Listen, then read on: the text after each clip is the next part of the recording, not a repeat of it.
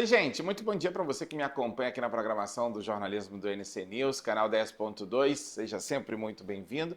Transmitimos também pelo nosso YouTube, basta você procurar o portal NC News também na internet. A gente começa falando sobre notícias de política. Vamos então direto ao Distrito Federal, onde o ministro Flávio Dino do STF foi sorteado para relatar um novo pedido da Polícia Federal envolvendo o filho do presidente Lula. Esse é o terceiro caso sob análise que apura a possível atuação do empresário junto a órgãos do governo federal. Acompanhe a reportagem de André Rosa. Olha, Flávio Dino será responsável por analisar o pedido da Polícia Federal para a abertura de um terceiro inquérito contra o empresário Fábio Luiz Lula da Silva, conhecido como Lulinha. E essa investigação pretende apurar uma possível atuação dele em favor de empresas parceiras junto ao governo federal. E esse pedido menciona suspeita de tráfico de influência, a distribuição do caso para o ministro, no entanto, não representa a abertura automática da investigação, porque Flávio Dino ainda deverá avaliar os elementos apresentados e decidir se autoriza o procedimento.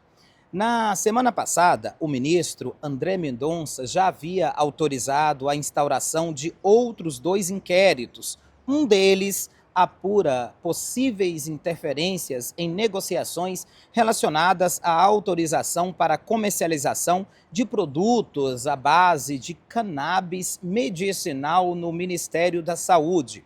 A segunda frente investiga uma possível atuação em contratos envolvendo a Dataprev.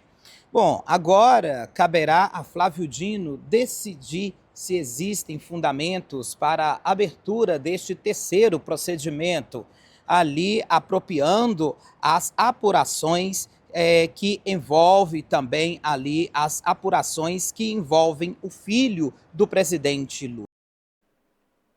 A gente segue acompanhando para que você fique atualizado de tudo que acontece também em Brasília. E a Justiça do Trabalho alerta empregadores e trabalhadores para a prática do assédio eleitoral durante o período de campanha. A conduta é caracterizada quando o empregador ou alguém em posição de chefia tenta influenciar, constranger ou pressionar o trabalhador a votar, deixar de votar ou apoiar determinado candidato ou partido. A prática é proibida e pode gerar consequências nas esferas trabalhista, eleitoral e, em alguns casos, até criminal. Entre os exemplos estão ameaças de demissão, promessa de benefícios em troca de votos, obrigação de participar de atos políticos e pressão para revelar a preferência eleitoral. A orientação é que trabalhadores que sofrerem ou presenciarem esse tipo de situação reúnam provas como mensagens, áudios, vídeos ou testemunhas e denunciem o caso à Justiça do Trabalho ou ao Ministério Público do Trabalho. E o Conselho Nacional de Justiça volta a analisar a atuação de magistrados ligados à Operação Lava Jato. Estão na pauta processos disciplinares que apuram a conduta de 4 juízes em decisões tomadas durante as investigações. Quem traz os detalhes para a gente é o repórter André Rosa. Pois é, o Conselho Nacional de Justiça deve começar a examinar nesta terça-feira processos ali administrativos disciplinares contra 4 magistrados ligados a decisões da Operação Lava Jato. Os procedimentos tramitam sob sigilo e apuram possíveis irregularidades funcionais. Um dos casos envolve a juíza Gabriela Hart, que substituiu à época ali Sérgio Moro na 13ª Vara Federal de Curitiba. A apuração questiona ainda a homologação de um acordo que abriria caminho para a criação de uma fundação privada com cerca de 2,5 bilhões provenientes ali de acordos firmados pela Petrobras. E esse projeto acabou impedido pelo Supremo Tribunal Federal e não chegou a ser concretizado. Os investigadores também analisam se os termos foram discutidos previamente com integrantes da força-tarefa antes da apresentação formal do pedido à Justiça. Outro processo envolve 2 desembargadores e um juiz que também atuaram aí em ações da Lava Jato. Eles são investigados por supostamente terem mantido julgamentos e decisões mesmo após determinações de suspensões expedidas pelo Supremo, além do possível também ali uso de provas anteriormente consideradas inválidas. A gente segue de olho, né? Afinal de contas, é importante cada vez mais que o judiciário avalie o judiciário. Chega dessa história de magistrados acharem que são deuses e que podem realmente destinar a vida de alguém para o caminho que ele quer e não o que a legislação determina. Nós estamos aqui para noticiar o que acontece. O juiz, o magistrado, seja em qualquer esfera que for, está lá para avaliar a vida das pessoas. Se cometeu crime, precisa ser punido, brando ou com o máximo da pena. O que não pode é a impunidade e que isso também sirva para o próprio magistrado. Ministros do STJ, do STF, seja de onde for, precisam também ser avaliados e julgados. E chega dessa história, por exemplo, de aposentadoria. Como punição, você agora vai continuar recebendo seu salário e vai viver a vida. Deveria se chamar, então, férias punitivas, né? Porque que punição é essa? A Agência Nacional de Vigilância Sanitária adotou uma medida preventiva que acende um alerta para os consumidores. A Anvisa determinou a interdição cautelar de 3 repelentes de insetos após testes identificarem resultados insatisfatórios na concentração do princípio ativo responsável pela proteção contra mosquitos. Quem traz mais informações para a gente é a repórter Bárbara Mitoso. Em um momento em que o Brasil todo convive com diversas doenças que são transmitidas por mosquitos, como a dengue, a zika, a chikungunya, por exemplo, a Anvisa toma uma decisão que deixa todo mundo em alerta, viu? Que foi justamente a questão da proibição à fabricação, à venda, à distribuição e ao uso de 3 repelentes de insetos. Após identificar irregularidades que podem comprometer a eficácia desses produtos, a Agência Nacional de Vigilância Sanitária acabou tomando essa decisão. A medida também determina o recolhimento dos itens do mercado. Segundo a Anvisa, durante uma fiscalização foram encontradas diferenças entre a fórmula autorizada e a que estava sendo utilizada na fabricação de alguns produtos. Em outras palavras, os repelentes não estavam sendo produzidos exatamente da forma aprovada pelo órgão regulador. E por que isso preocupa?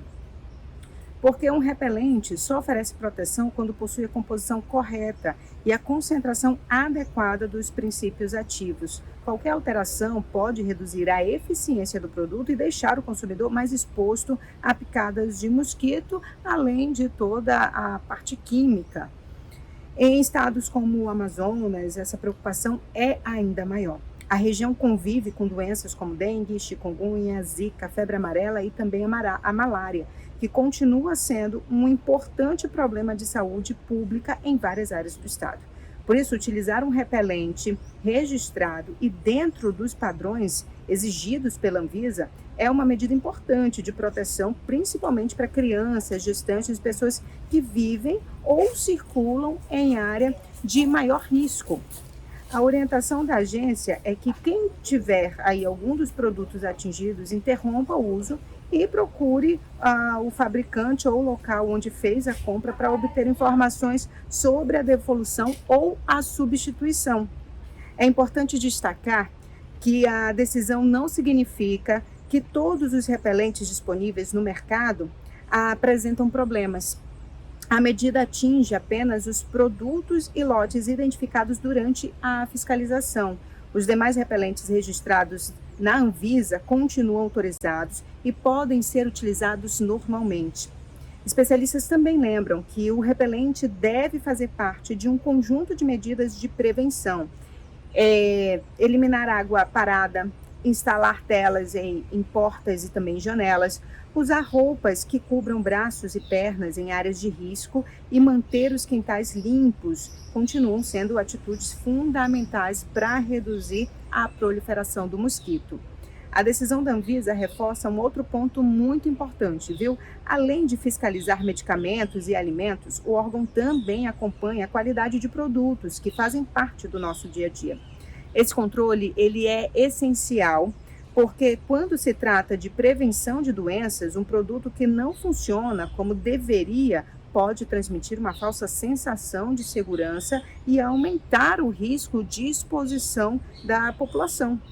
Por isso, antes de comprar o repelente, vale sempre conferir se o produto possui registro na Anvisa, seguir corretamente as orientações de uso e ficar atento aos comunicados dos órgãos de saúde. Afinal, em um país onde as doenças transmitidas por mosquitos continuam sendo um desafio, a qualidade dos produtos de proteção faz toda a diferença para a segurança da população. Volto com você. E a estiagem já mobiliza as autoridades no estado de Rondônia. Em Porto Velho, a prefeitura reuniu órgãos municipais e estaduais para definir medidas de prevenção e resposta aos impactos da seca, que costuma agravar as queimadas, reduzir a qualidade. Então, a gente segue acompanhando, né, como é que está a situação também lá por Rondônia, para que você fique sabendo como é que está essa estiagem na Amazônia como um todo. Assim que a gente tiver as informações, a gente vai trazer para você aqui no nosso NC News. 10 horas e 2 minutos agora, 9 horas e 2 minutos, eu vou para um rápido intervalo, já já a gente volta com outras informações. Até já.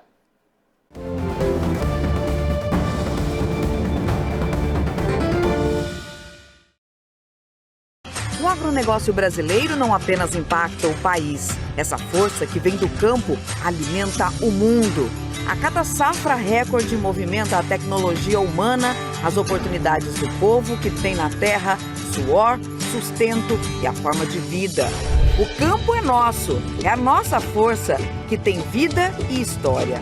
São as nossas notícias que impactam todo mundo, seja no interior ou na cidade. É o ouro do nosso Brasil atual. Na TV, no rádio, na internet, o agro é notícia. Notícia é negócio. NC Agro, no Grupo Norte de Comunicação. Olá, eu sou Betão, sou professor de Física. Vou te fazer uma pergunta. Você já conhece o Preveste UEA? Não?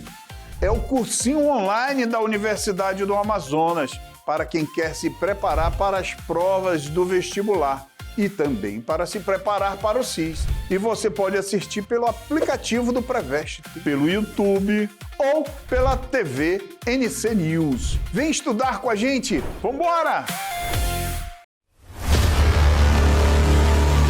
Brasil, onde muitos fatos permanecem ocultos, onde interesses poderosos tentam manter a verdade em silêncio. Existe um jornalismo que não se contenta com versões oficiais, que aprofunda, questiona e investiga.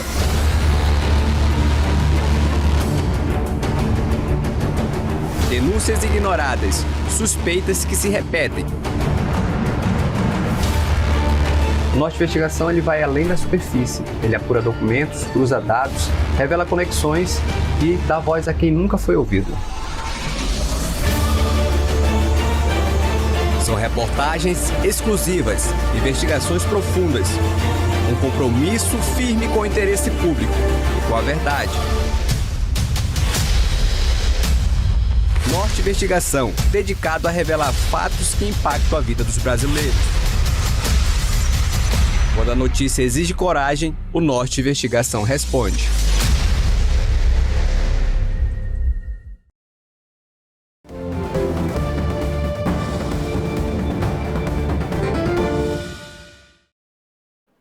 Já de volta aqui com o nosso NC News, programa Agora, e a estiagem, né, que mobiliza as autoridades em Porto Velho, lá no estado de Rondônia, têm percebido aí os impactos de tudo que está acontecendo com a descida dos rios, com o excesso de calor. Então, essa reunião com órgãos municipais e estaduais para definir medidas de prevenção e resposta aos impactos da seca aconteceu nesta segunda-feira. O objetivo é fortalecer o planejamento e minimizar os efeitos do período mais crítico do verão amazônico. Acompanhe a reportagem. Representantes de secretarias municipais e instituições parceiras participaram da reunião do Comitê Interinstitucional de Enfrentamento à Estiagem. O objetivo foi avaliar o cenário climático atual e aliar medidas que garantem uma resposta rápida aos desafios provocados pelo período da seca. Entre as prioridades estão o monitoramento das condições climáticas, o fortalecimento das ações preventivas e a integração entre os órgãos responsáveis pela proteção da população, do meio ambiente e da infraestrutura urbana. O planejamento também busca minimizar os impactos das altas temperaturas, da baixa umidade do ar e prevenir o aumento das queimadas. Nós fizemos um trabalho de telemetria para acompanhar as grandes cheias, até porque os fenômenos são cada vez mais abruptos e intensos, isso é, cheias que infelizmente acometem o isolamento da nossa comunidade ribeirinha e existem alterações de distrito a distrito pela cheia, pelo volume de água e pelo nível do rio, isso é, com 14 metros, por exemplo, Nazaré está totalmente tomada pela água, diferente de outros distritos. E também em relação à seca, para não ter o isolamento dessas comunidades e para que a gente consiga diminuir esse impacto. A atuação integrada entre os órgãos municipais é considerada fundamental neste período mais crítico da estiagem, com planejamento antecipado e monitoramento constante. Hoje nós temos duas fases, nós temos duas metodologias. A primeira é a implementação ou ampliação dos poços que já existem. O segundo é a questão das entregas que são feitas nas comunidades que são atingidas pela seca, tanto com água, com hipoclorito, com ceifa básica. Esse período, com certeza, são as famílias que ficam isoladas, que ficam sem acesso à água, sem acesso à comida, e elas são as mais atingidas, tanto na questão da pesca quanto na questão das suas plantações. O Comitê Interinstitucional continuará acompanhando a evolução das condições climáticas e poderá adotar novas medidas conforme o cenário da estiagem evoluir. A recomendação é que a população também faça a sua parte, evitando queimadas, economizando água e seguindo as orientações dos órgãos de fiscalização.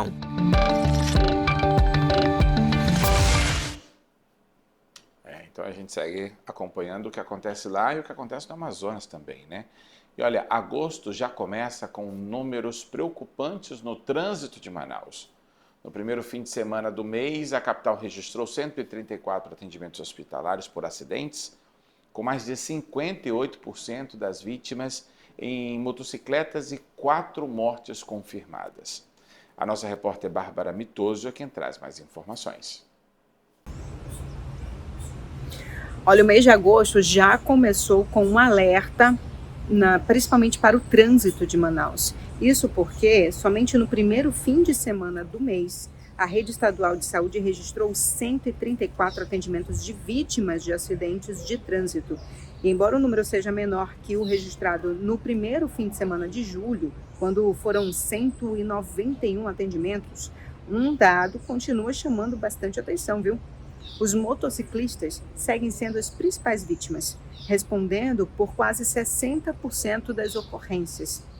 E esse cenário, ele não é novidade. Ao longo dos últimos anos, as motocicletas passaram a ocupar um espaço cada vez maior nas ruas e elas representam uma alternativa mais econômica para quem precisa se deslocar e também se tornaram aí uma ferramenta de trabalho para milhares de entregadores e motoristas de aplicativo. Mas essa presença maior, ela também aumenta a exposição ao risco. Ao contrário de quem está dentro de um carro, o motociclista conta com praticamente apenas o capacete e os equipamentos de proteção. Em qualquer colisão, qualquer batida, mesmo em baixa velocidade, as chances de ferimentos são graves, são muito maiores. Os hospitais, eles sentem esse impacto diariamente. Traumas, fraturas e lesões graves provocadas por acidentes de moto ocupam boa parte dos atendimentos nas unidades de urgência e de emergência da rede estadual. As consequências vão além da área da saúde. Cada acidente ele pode significar afastamento do trabalho, perda de renda para a família e custos elevados para o sistema público de saúde. Especialistas lembram que a maioria desses acidentes poderiam ser evitados. A maioria pode ser evitada. 1, 2, 3, hein? Especialistas lembram que boa parte desses acidentes poderia ser evitado. Isso porque envolve excesso de velocidade, desrespeito à sinalização, ultrapassagem perigosa, uso do celular ao volante e consumo de bebida alcoólica, que continuam aí entre as principais causas de ocorrências graves. No caso dos motociclistas, o uso correto do capacete, equipamentos de proteção e uma condução mais defensiva fazem diferença para reduzir a gravidade dos acidentes. E um outro ponto importante é a responsabilidade compartilhada. A segurança no trânsito não depende apenas do motociclista. Motoristas de carro, ônibus e caminhões também precisam redobrar a atenção, respeitar a distância lateral nas ultrapassagens e observar a presença das motos, principalmente em cruzamentos e mudanças de faixa. Os números divulgados neste início de agosto mostram que o trânsito continua sendo um dos grandes desafios das cidades brasileiras. Reduzir a quantidade de vítimas passa por fiscalização, educação e melhorias na infraestrutura viária, mas passa principalmente pelas escolhas que cada condutor faz todos os dias. Porque no trânsito, 1 segundo de distração ele pode ser suficiente para mudar completamente a vida de uma pessoa e de toda a família. Volto com você. É importante sempre a gente lembrar, né, que os motociclistas são os mais vulneráveis do trânsito. Mas eu venho falando há muitos anos, aqui no Grupo Norte de Comunicação, estou desde 2021 e sempre falei sobre isso. Antes mesmo de vir para cá, por outras emissoras que eu passei, eu sempre disse, a forma com que as autoridades de trânsito no Amazonas deixam as coisas muito largadas vão refletir lá na frente. Hoje, o trânsito de Manaus é caótico, provocado muitas vezes por alguns motoqueiros que acreditam que não existe regra em Manaus. Passam por cima de calçada, andam na contramão, passam por onde só deveria passar o pedestre. Você vai ali, por exemplo, no Igarapé do Passarinho, que existem algumas pontes para o pedestre passar de um lado para o outro, porque é basicamente Igarapé de ponta a ponta da avenida, mas hora em hora tem motoqueiro passando nas pontes, motoqueiro passando pelas pontes. E a via para motoqueiros é a mesma de carros, mais à frente tem. Sabe? Mas vivem numa constante loucura de tentar chegar o mais rápido possível e às vezes acabam ficando pelo asfalto. Então precisa realmente que as autoridades levem o trânsito a sério e aqueles que não estão levando também, que sejam parados, que sejam advertidos e que, se for a última coisa, que sejam punidos, mas que aprendam, que sejam disciplinados para não morrerem. Mudar agora, vamos falar de economia, porque começou nesta terça-feira a 5ª reunião do ano do Comitê de Política Monetária do Banco Central. Durante 2 dias, os diretores da instituição avaliam o cenário econômico nacional e internacional para definir a taxa básica de juros do país, a chamada Selic. O encontro acontece um dia após o mercado financeiro reduzir a projeção da Selic de 14% para 13,75% ao fim de 2026. Atualmente, a taxa está em 14,25% ao ano, após 3 cortes consecutivos promovidos pelo Banco Central. A decisão oficial sobre a manutenção ou queda dos juros será anunciada nesta quarta-feira. A taxa Selic é o principal instrumento do governo para controlar a inflação e influencia diretamente no crédito, também na economia do país. É importante a gente lembrar que não tem como simplesmente sair cortando a taxa de juros ou baixando rapidamente assim a Selic, porque se houver repentinamente uma elevação do poder de compra, e isso acontece em qualquer nação, tá? Houver uma elevação do poder de compra, isso pode acarretar num problema de inflação e aí impactar na geração de empregos, e aí é um efeito dominó. Então, as coisas na economia precisam caminhar devagar para subir ou para descer. O problema, Cleito, é que a gente só vê as coisas subindo, né? Mas no descer é que mora o perigo. Quanto mais se desacelera, né, principalmente os juros, os problemas, as contas, os gastos, a gente precisa ir com cautela para não acarretar uma série de outros problemas, principalmente sociais. A produção industrial brasileira voltou a recuar em junho, segundo dados divulgados pelo IBGE. Na comparação com maio, a queda foi de 1,8%, a segunda consecutiva no ano, acumulando perda de 2,7% nos últimos 2 meses. Apesar do resultado negativo na passagem mensal, a indústria ainda registra crescimento de 1,7% em relação a junho do ano passado e acumula alta de 1,5% no primeiro semestre de 2026. Nos 25 ramos pesquisados, 16 apresentaram queda na produção, com setores para destaque os setores de derivado de petróleo, produtos químicos, farmacêuticos e equipamentos de informática. O levantamento também aponta recuo em todas as grandes categorias da indústria, especialmente nos bens de consumo, semi e não duráveis. E a AgroBV mostrou que o agronegócio vai muito além da produção no campo. A feira reuniu tecnologia, inovação, gastronomia e experiências interativas, atraindo visitantes de todas as idades. A nossa equipe foi até o evento para conferir as atrações que mais despertaram a curiosidade e encantaram o público. O agronegócio é um dos setores que mais movimentam a economia de Roraima. E para fortalecer essa cadeia produtiva, o AgroBV reúne todos os anos produtores, tecnologia e inovação na zona rural de Boa Vista. Nesta edição, 80 expositores participaram do evento. Entre eles, empresas que apresentaram máquinas agrícolas modernas, equipadas com tecnologia e sistemas inteligentes para o trabalho no campo.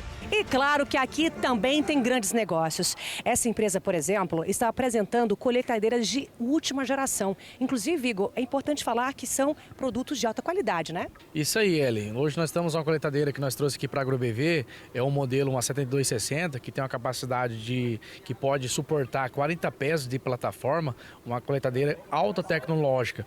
Por quê?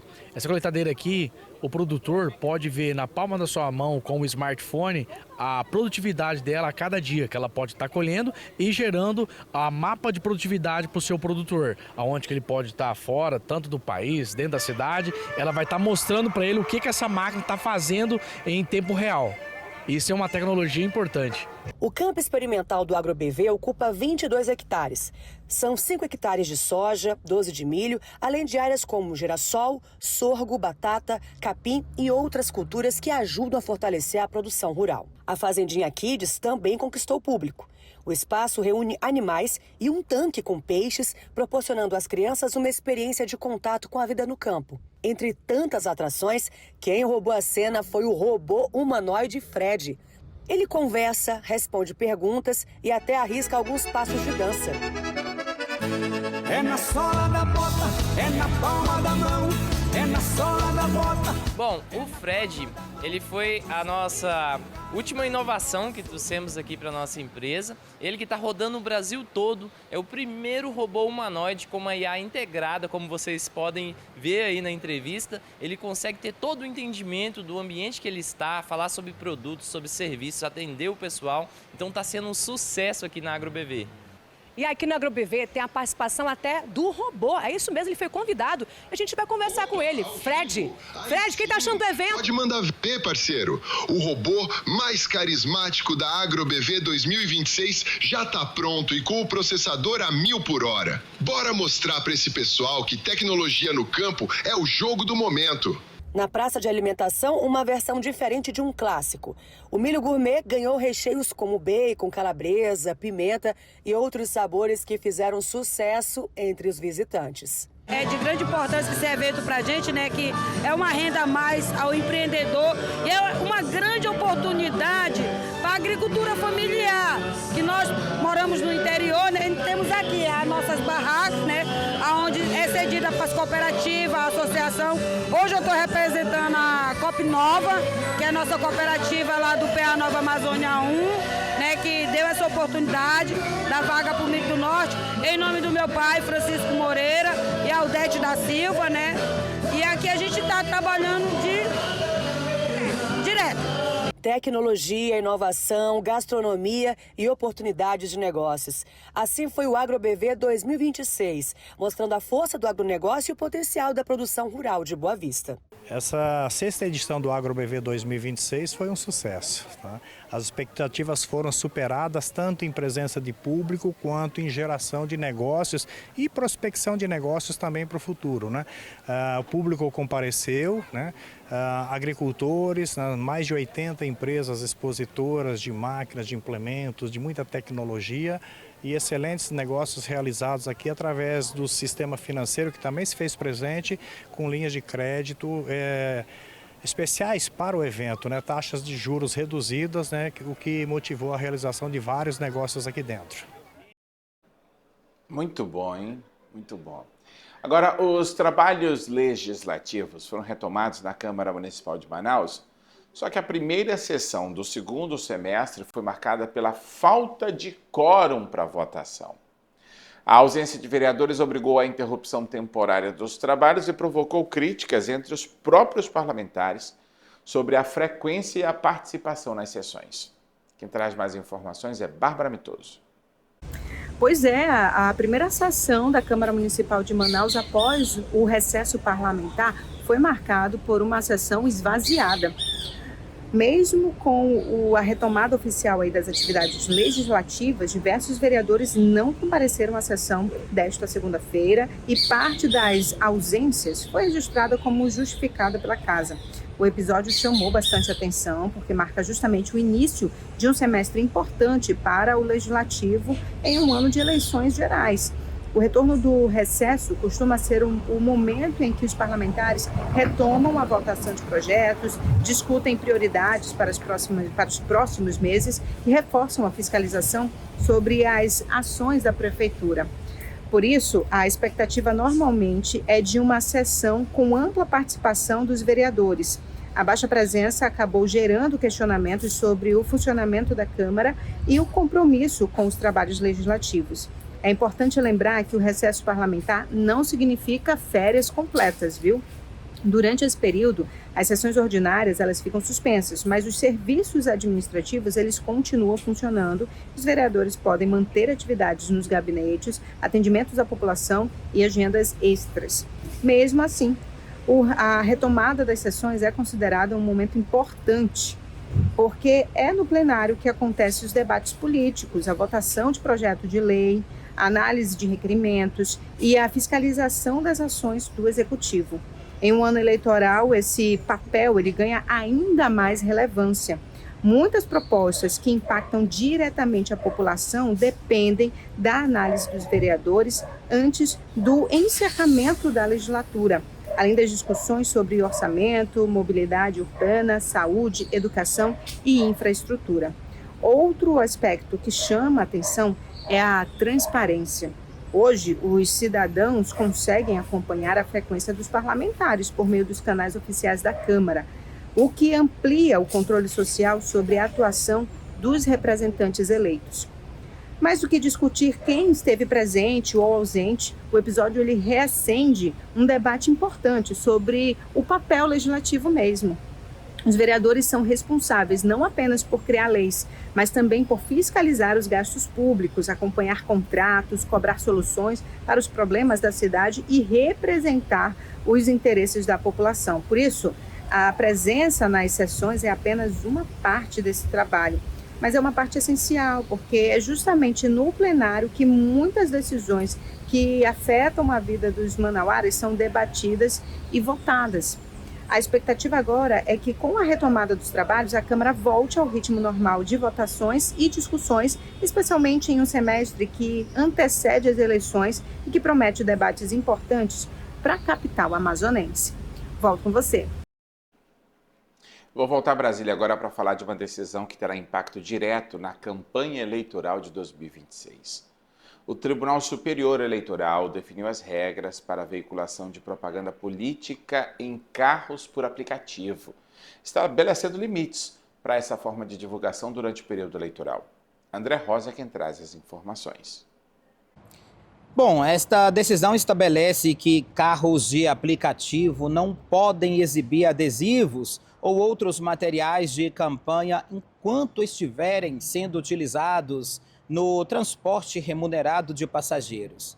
O entendimento passa a orientar a fiscalização da propaganda eleitoral e o Tribunal Superior Eleitoral considerou que esses automóveis, apesar de particulares, tornam-se bens de uso comum para fins eleitorais durante a prestação do serviço. E isso ocorre porque diferentes passageiros têm ali acesso ao veículo e ficam diretamente expostos ao material de campanha. O julgamento teve como origem uma multa de R$ 2.000 aplicada a um candidato nas eleições municipais de 2024 em Caruaru, Pernambuco. O adesivo com nome, número eleitoral, estava à época instalado em automóvel usado para corridas por aplicativo. E a maioria dos ministros manteve a punição, apesar da divergência apresentada durante o julgamento. E esta restrição vale a pena enquanto o veículo estiver sendo utilizado para o transporte de passageiros e não transforma o automóvel particular em um bem público. E a Justiça Eleitoral vai colocar em operação mais de 563 mil urnas eletrônicas para as eleições desse ano. Para atender os mais de 158 milhões de eleitores, o TSE vai utilizar 4 modelos diferentes do equipamento, sendo a maioria de versões mais recentes, mesmo com diferenças no design ou no processamento. Todas as urnas garantem os mesmos recursos de acessibilidade e segurança. Acompanhe agora as informações com a Bárbara Mitoso. As eleições de 2026 serão realizadas de forma diferente, com 4 modelos de urnas eletrônicas diferentes. A informação ela foi confirmada pelo Tribunal Superior Eleitoral, que vai colocar em operação mais de 563 mil equipamentos para atender os mais de 158 milhões de eleitores aptos a votar em todo o país. Os modelos que estarão em funcionamento são as urnas UE 2013, UE 2015, UE 2020 e UE 2022. Apesar das diferenças de ano de fabricação e no design de alguns componentes, o Tribunal Superior Eleitoral afirma que todas utilizam o mesmo sistema de votação, seguem os mesmos padrões de segurança e oferecem os mesmos recursos para o eleitor. Na prática, isso significa que o eleitor pode encontrar um modelo diferente daquele utilizado na última eleição, mas a experiência de votação vai ser a mesma. O teclado continua igual, a tela mantém o mesmo formato e a sequência de votação não muda. A diferença está apenas na geração do equipamento e em melhorias de desempenho e manutenção feitas ao longo dos anos. Segundo o Tribunal Superior Eleitoral, os modelos mais recentes, as urnas UE 2020 e UE 2022, representam cerca de 77% de todo o parque de equipamentos, que será utilizado nas eleições deste ano. Os modelos mais antigos continuam em operação porque passaram por revisões técnicas e foram consideradas aptas para o uso. A distribuição dessas urnas é feita pelos tribunais regionais eleitorais de acordo com a necessidade de cada estado e de cada zona eleitoral. Ou seja, não existe uma definição de que Ou seja, não existe uma definição de que uma determinada cidade vai utilizar apenas um modelo específico. É possível que equipamentos de diferentes gerações sejam utilizados no mesmo estado ou até mesmo no mesmo município. Outro ponto importante é que todas as urnas passam por uma série de procedimentos antes das eleições. Elas são testadas, recebem os sistemas oficiais da Justiça Eleitoral, passam por auditorias e ficam lacradas até o dia da votação. Além disso, os códigos-fonte dos sistemas eleitorais permanecem abertos para inspeção por instituições fiscalizadoras, conforme determina a legislação eleitoral. As urnas eletrônicas, elas completaram 30 anos de utilização no Brasil e, ao longo desse período, passaram por diversas atualizações tecnológicas. Ao todo, já foram produzidos 14 modelos diferentes, mas apenas 4 continuam em operação por atenderem os requisitos técnicos definidos pela Justiça Eleitoral. Para o eleitor, a principal mensagem é simples. Independentemente do modelo encontrado na sessão eleitoral, o funcionamento será o mesmo. O objetivo é garantir que todos possam votar com rapidez, segurança e acessibilidade. No dia 4 de outubro, quando milhões de brasileiros forem às urnas para escolher presidente da República, governadores, senadores, deputados federais, deputados estaduais, o que muda é apenas o ano de fabricação do equipamento. Mas o procedimento de votação, as medidas de segurança e a forma de registrar o voto permanecem exatamente iguais para todos os eleitores. Volto com você. Agora são 9h31. Eu quero agradecer sempre a sua companhia, a sua audiência. Lembrando que aqui você fica bem informado e é atualizado sempre que a notícia muda. Eu vou agora para a nossa sequência aqui de programas do NC News. Às 10h30 da manhã a gente volta com mais notícias para você. Até já!